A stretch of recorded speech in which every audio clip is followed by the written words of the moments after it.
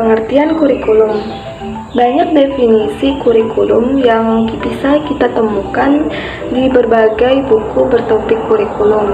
Namun, ada beberapa kunci yang selalu muncul, yaitu diantaranya pedoman, perencanaan untuk mencapai tujuan tertentu, pengalaman belajar mengajar, sekolah, dan anak didik.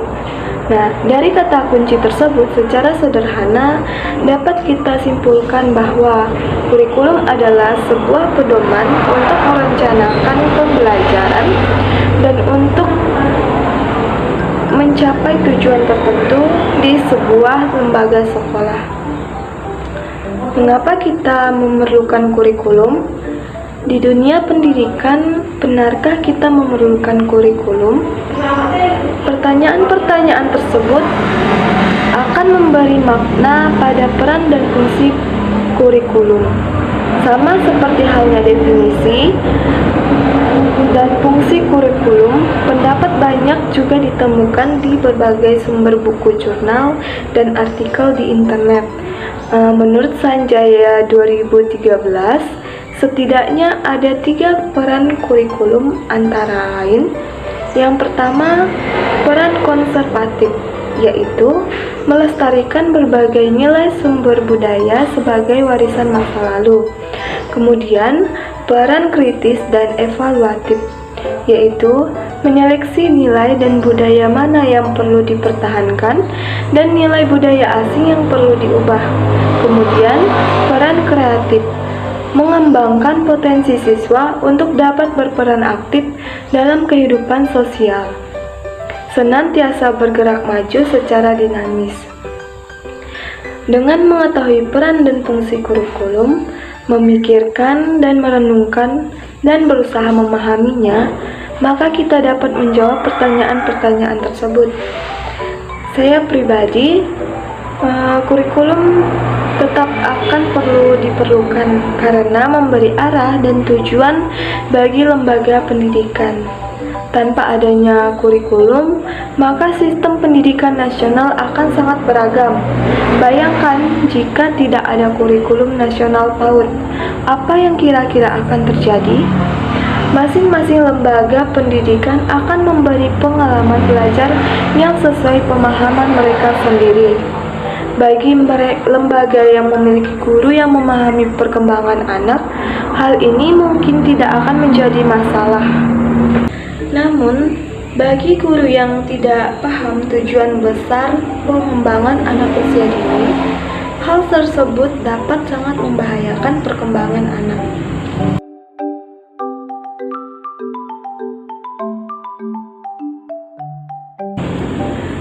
Prinsip-prinsip pembelajaran anak usia dini. Yang pertama, bermain sambil belajar atau belajar seraya bermain. Bermain merupakan kegiatan yang paling diminati anak. Saat bermain, anak melatih otot besar dan kecil, melatih keterampilan berbahasa, menambah pengetahuan, melatih cara mengatasi masalah, mengelola emosi, bersosialisasi, mengenal matematika, sains, dan banyak hal lainnya. Bermain bagi anak juga sebagai pelepasan energi, rekreasi, dan emosi. Dalam keadaan yang nyaman, semua saraf otak dalam keadaan rileks sehingga mempermudah menyerap berbagai pengetahuan dan membangun pengalaman positif. Kegiatan pembelajaran melalui bermain mempersiapkan anak menjadi anak yang lebih senang belajar. Kemudian, berorientasi pada kebutuhan anak. Anak sebagai pusat pembelajaran, seluruh kegiatan pembelajaran direncanakan dan dilaksanakan untuk mengembangkan potensi anak. Dilakukan dengan memenuhi kebutuhan fisik dan psikis anak. Kegiatan pembelajaran dilaksanakan dengan cara yang menyenangkan sesuai dengan cara berpikir dan perkembangan kognitif anak. Pembelajaran PAUD bukan berorientasi pada keinginan lembaga, pada orang guru maupun orang tua. Selanjutnya, stimulasi terpadu. Anak memiliki aspek moral, sosial, emosional, fisik, kognitif, bahasa, dan seni. Kebutuhan anak juga mencakup kesehatan, kenyamanan, pengasuhan, gizi, pendidikan, dan perlindungan. Pendidikan anak usia dini memandang anak sebagai individu utuh. Karenanya, program layanan PAUD dilakukan secara menyeluruh dan terpadu. Untuk memenuhi stimulasi yang menyeluruh dan terpadu, maka penyelenggaraan PAUD harus bekerja sama dengan layanan kesehatan, gizi, dan pendidikan orang tua. Dengan kata lain, layanan PAUD holistik integratif menjadi keharusan yang dipenuhi oleh dalam layanan PAUD. Berorientasi pada perkembangan anak. Setiap anak memiliki kecepatan dan irama perkembangan yang berbeda. Namun demikian, pada umumnya memiliki tahapan perkembangan yang sama. Pembelajaran PAUD, pendidik perlu memberikan kegiatan yang sesuai dengan tahapan perkembangan anak dan memberi dukungan sesuai dengan perkembangan masing-masing anak. Untuk itulah pentingnya pendidik memahami tahap perkembangan anak. Kemudian selanjutnya lingkungan kondusif. Lingkungan adalah guru ketiga bagi anak. Anak belajar kebersihan, kemandirian, aturan, dan banyak hal dari lingkungan bermain atau ruangan yang tertata dengan baik, bersih dan nyaman, terang, aman, dan ramah untuk anak. Lingkungan pembelajaran harus diciptakan sedemikian menarik dan menyenangkan serta demokratis, sehingga anak selalu betah dalam lingkungan sekolah, baik di dalam maupun di luar ruangan. Penataan ruangan belajar harus sesuai dengan ruang gerak anak dalam bermain, sehingga anak dapat berinteraksi dengan mudah, baik dengan pendidik maupun dengan teman sebayanya. Kemudian lingkungan belajar hendaknya tidak memisahkan anak dari nilai-nilai budayanya, yaitu tidak membedakan nilai-nilai yang dipelajari dari rumah dan di sekolah, ataupun di lingkungan sekitarnya. Selanjutnya, menggunakan pendekatan tematik. Kegiatan pembelajaran dirancang dengan menggunakan pendekatan tematik. Tema sebagai wadah mengenalkan berbagai konsep untuk mengenal dirinya dan lingkungan sekitarnya. Selanjutnya, pembelajaran aktif, kreatif, efektif, dan menyenangkan. Proses pembelajaran yang aktif, kreatif, inovatif, efektif, dan menyenangkan dapat dilakukan oleh anak yang disiapkan oleh pendidik melalui kegiatan-kegiatan yang menarik, menyenangkan untuk membangkitkan rasa ingin tahu anak, memotivasi anak untuk berpikir kritis, dan menemukan hal-hal baru. Pengelolaan pembelajaran hendaknya dilakukan secara demokratis, mengingat anak merupakan subjek dalam proses pembelajaran. Kemudian yang terakhir, menggunakan berbagai media dan sumber belajar. Piaget meyakini bahwa anak belajar banyak dari media dan alat yang digunakan saat bermain. Karena itu, media belajar bukan hanya yang sudah jadi berasal dari pabrikan, tetapi juga segala bahan yang ada di sekitar anak, misalnya daun, tanah, batu-batuan, tanaman, dan sebagainya. Penggunaan berbagai media dan sumber belajar dimaksudkan agar anak dapat bereksplorasi dengan benda-benda di lingkungan sekitarnya. Anak yang terbiasa menggunakan alam dan lingkungan sekitar untuk belajar akan berkembang lebih peka terhadap kesadaran untuk memelihara lingkungannya. Prinsip pendidikan anak usia dini. Pendidikan anak usia dini telah diatur oleh pemerintah Indonesia dalam Undang-Undang Nomor 20 Tahun 2003 Pasal 1 Ayat 14 tentang sistem pendidikan nasional yang menjelaskan bahwa mendidik anak merupakan usaha pemerintah secara nyata dan terstruktur guna membangun kondisi belajar serta kreatif peserta didik selama proses pembelajaran. Usaha ini meliputi pengembangan potensi anak untuk dapat memegang kemahiran secara spiritual, penanganan diri sendiri, individualis, kecerdasan, pengembangan akhlak mulia, dan keterampilan yang dibutuhkan oleh diri mereka sendiri, masyarakat, serta bangsa dan negara. Sebagian ahli pendidikan telah memberikan interpretasi yang berbeda-beda tentang pendidikan anak usia dini, antara lain yang pertama dengan kata sederhana. Johnny menjelaskan bahwa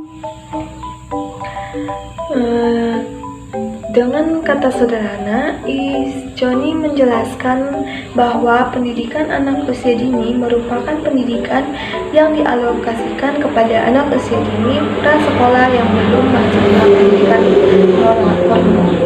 Kemudian Pari Ulpah menegaskan bahwa PAUD merupakan tingkat pendidikan yang harus dilalui anak sebelum mengenyam pendidikan dasar.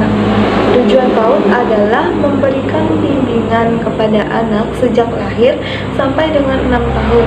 Adapun bentuk panduan pembinaannya adalah dengan pemberian stimulasi pendidikan guna untuk mengembangkan potensi anak dan menyiapkan anak untuk tingkat pendidikan selanjutnya.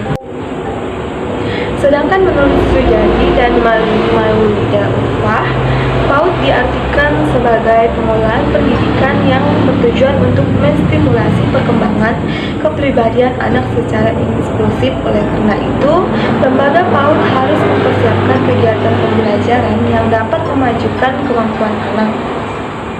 Berlandaskan pada deskripsi di atas, maka bisa dipahami bahwa PAUD merupakan sebuah pendidikan yang diadakan oleh lembaga pendidikan demi membentuk kepribadian anak dan menumbuhkan kecerdasan pada diri seorang anak. Dari ia lahir ke dunia ini sampai anak mencapai usia 6 tahun dengan cara memberikan stimulasi pendidikan. Pendidikan anak usia dini dikatakan penting karena pada masa ini otak anak mengalami perkembangan 80% dari pengelolaan dari perkembangan otak manusia dewasa. Namun, harus dipahami oleh kita bersama bahwa pengelolaan pendidikan bagi anak usia dini bukan hanya untuk berfokus pada bagaimana cara untuk dapat menumbuhkan seorang anak saja, tetapi guru dan orang tua yang berperan sebagai pendidik juga harus memberikan pendidikan agama dan moral kepada anak. Tujuannya adalah agar anak tumbuh menjadi individu dewasa yang berkarakter, sehingga akan tumbuh generasi-generasi yang bernafaskan nilai-nilai luhur bangsa.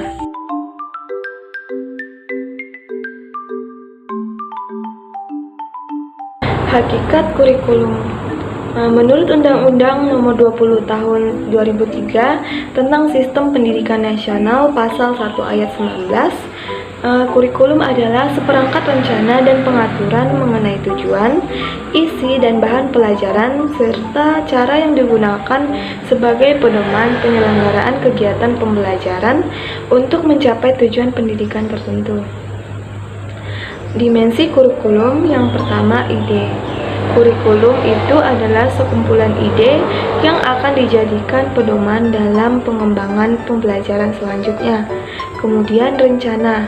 Kurikulum adalah seperangkat rencana dan cara mengadministrasikan tujuan, isi, dan bahan pembelajaran serta cara yang digunakan sebagai pedoman penyelenggaraan kegiatan pembelajaran untuk mencapai tujuan pendidikan tertentu.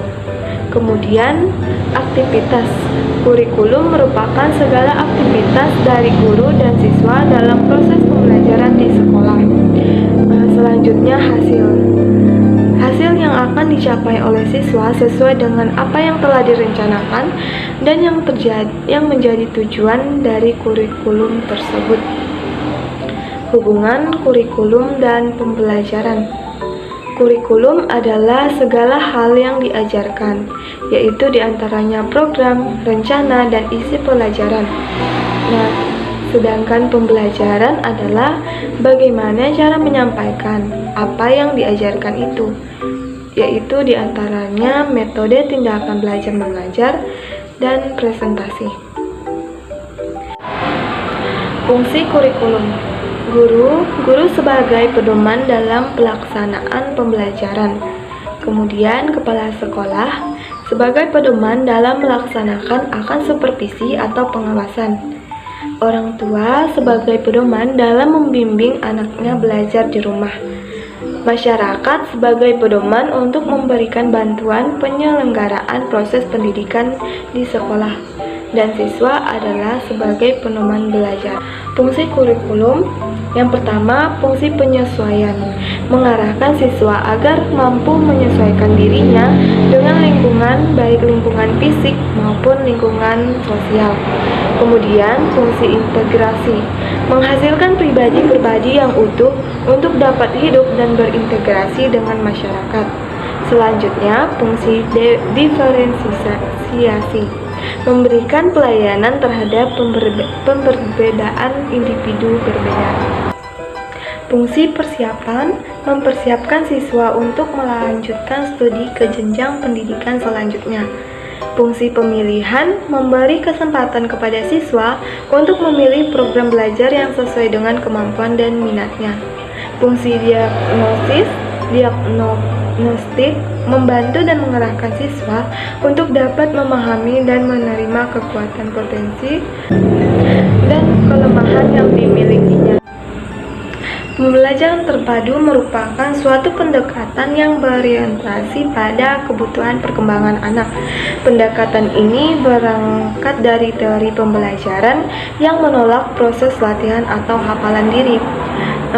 Sebagai dasar pembentukan pengetahuan dan struktur intelektual anak, teori pembelajaran ini dimotori oleh para tokoh psikologi, yaitu Gestalt, termasuk teori Piaget, yang menekankan bahwa pembelajaran haruslah bermakna dan menekankan pentingnya program pembelajaran yang berorientasi pada kebutuhan perkembangan anak.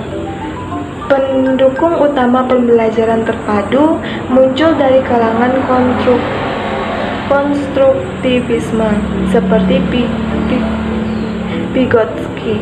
Kalangan ini menganjurkan dengan kuat bahwa seorang belajar secara aktif membangun kebermaknaan dari pengalaman-pengalaman yang diperolehnya secara melekat. Kalangan konstruktivis juga menganjurkan bahwa pembentukan pengetahuan dan keterampilan seseorang terjadi secara dinamis dan tergantung pada pembuatan kaitan, merasakan pola-pola, keterhubungan dari pengalaman yang dilaluinya. Pelaksanaan pendekatan pembelajaran terpadu ini bertolak dari suatu topik yang dipilih dan dikembangkan oleh guru-guru bersama dengan anak. Tujuan dari tema ini bukan hanya semata-mata untuk menguasai konsep-konsep atau keterampilan saja, akan tetapi konsep-konsep dan keterampilan tersebut berkaitan satu sama lain dan digunakan sebagai alat dan wahana untuk mempelajari dan menjelajahi tema yang dipilih. Contohnya pada tema binatang dan subtema kupu-kupu, berbagai kegiatan pada setiap bidang pengembangan berorientasi pada teman yang dipilih. Bidang pengembangan seni, kegiatannya adalah mewarnai kupu-kupu. Bidang pengembangan jasmani, kegiatan yang dilakukan adalah menirukan gerak kupu-kupu. Bidang pengembangan jasmani, kegiatan yang dilakukan adalah menirukan gerakan kupu-kupu. Bidang pengembangan bahasa, menceritakan perasaannya ketika melihat kupu-kupu. Dan kegiatan pada kognitif adalah keterampilan yang digunakan saat mengamati warna-warna pada tubuh kupu-kupu. Dari contoh tersebut, berbagai konsep dan keterampilan digunakan untuk sebagai alat dan sarana untuk menjelajahi tema, yaitu kupu-kupu. Jika dibandingkan dengan kegiatan konvensional, maka pembelajaran terpadu tampaknya lebih menekankan pada keterlibatan anak dalam proses belajar atau mengarahkan anak secara aktif untuk terlibat dalam proses pembelajaran dan pembuatan keputusan.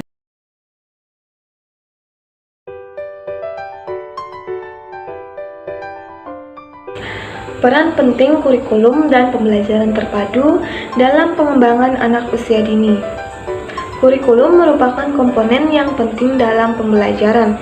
Kurikulum akan mengarahkan anak mau diapakan anak tersebut dan dijadikan apa anak tersebut. Yang dimaksud dengan kurikulum adalah seperangkat rencana dan peraturan yang mencakup tujuan, isi, dan bahan belajar serta cara digunakan sebagai pedoman penyelenggaraan kegiatan pembelajaran untuk anak mencapai tujuan pendidikan tertentu. Sedangkan kurikulum dalam pendidikan anak usia dini atau PAUD adalah PAUD merupakan seperangkat bahan ajar yang diajarkan kepada peserta didik khususnya pada usia 0-6 tahun untuk mencapai tumbuh kembang secara optimal. Prinsip-prinsip manajemen ada banyak diantaranya yaitu bersifat komprehensif, dikembangkan atas dasar perkembangan secara bertahap, melibatkan orang tua, melayani kebutuhan individu anak, merefleksikan kebutuhan dan nilai-nilai masyarakat, mengembangkan standar kompetensi anak, menjalin kemitraan dengan keluarga dan masyarakat,